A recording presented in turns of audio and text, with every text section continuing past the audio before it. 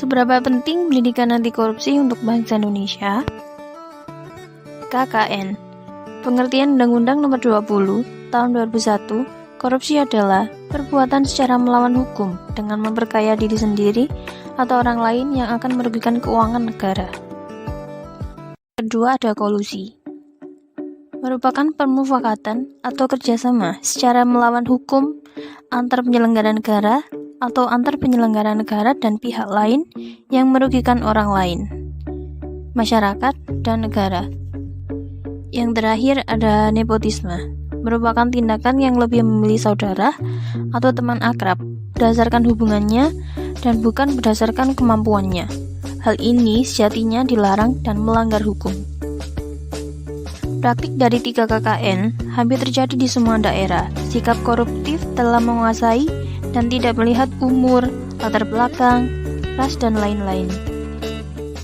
Hilangnya sifat anti korupsi menjadikan mereka tidak berpikir rasional dan dengan mudah melakukan tindak korupsi tanpa merasa bersalah sedikit.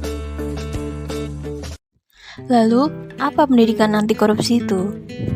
Pendidikan anti korupsi merupakan tindakan untuk mengendalikan dan mengurangi korupsi, berupa keseluruhan upaya untuk mendorong generasi mendatang untuk mengembangkan sikap menolak secara tegas terhadap setiap bentuk korupsi.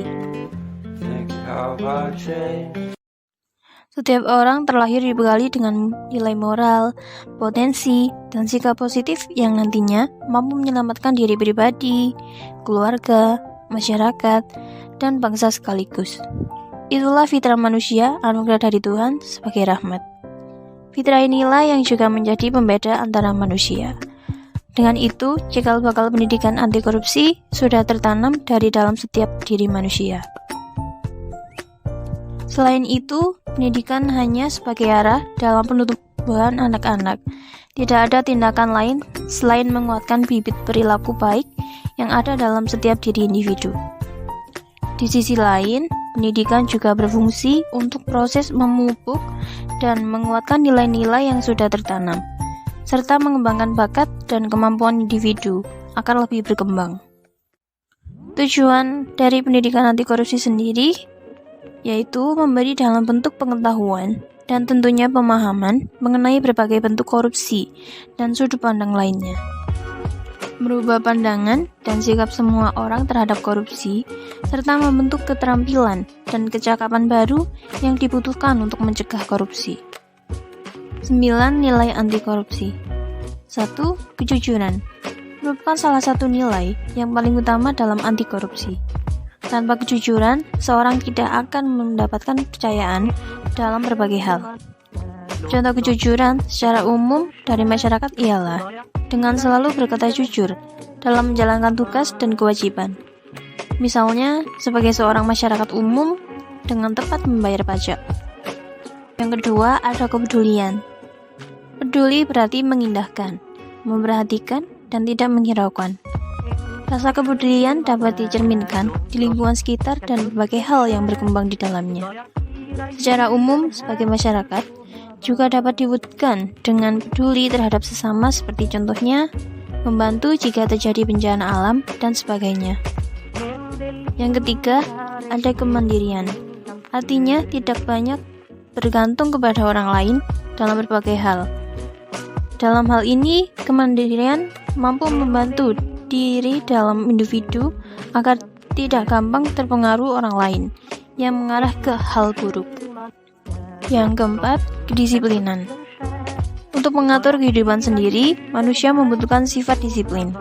Manfaatnya diantaranya, seorang akan mendapat mencapai tujuan dengan waktu yang lebih efisien. Yang kelima, ada tanggung jawab. Seseorang yang memiliki tanggung jawab akan memiliki kecenderungan untuk menyelesaikan tugas dengan baik. Seseorang yang dapat menunaikan tanggung jawab sekecil apapun itu dengan baik akan mendapatkan kepercayaan dari orang lain. Yang keenam, ada kerja keras. Kerja keras didasari dengan adanya kemauan. Bekerja keras merupakan hal yang penting guna tercapainya hasil yang sesuai dengan target. Akan tetapi, bekerja keras akan menjadi tidak berguna jika tanpa adanya pengetahuan. Yang ketujuh, kesederhanaan. Gaya hidup merupakan suatu hal yang sangat penting bagi interaksi dengan masyarakat di sekitar. Dengan gaya hidup yang sederhana, manusia dibiasakan untuk tidak hidup boros, tidak sesuai dengan kemampuannya. Dengan gaya hidup yang sederhana, seseorang yang dibina untuk memprioritaskan kebutuhan di atas keinginannya. Yang kedelapan, keberanian. Keberanian dapat diwujudkan dalam bentuk berani mengatakan dan membela kebenaran, berani mengakui kesalahan, berani bertanggung jawab, dan sebagainya. Keberanian sangat diperlukan untuk mencapai kesuksesan, dan keberanian akan semakin matang jika diiringi dengan keyakinan, serta keyakinan akan semakin kuat jika pengetahuannya juga kuat. Yang kesembilan, keadilan. Keadilan berkaitan erat dengan hak. Dalam konsepsi bangsa Indonesia, hak tidak dapat dipisahkan dengan kewajiban. Dalam konteks pembangunan negara Indonesia, keadilan tidak bersifat sektoral, tetapi meliputi ideologi. Kita sebagai generasi muda tentunya menanamkan sifat anti korupsi dimanapun dan kapanpun. Niatkan itu semua sebagai niat baik yang wajib kita jalani. Dengan pendidikan anti korupsi, generasi penerus bangsa lainnya akan memahami lebih awal tentang korupsi, serta menanamkan nilai-nilai anti korupsi dalam kehidupan sehari-hari.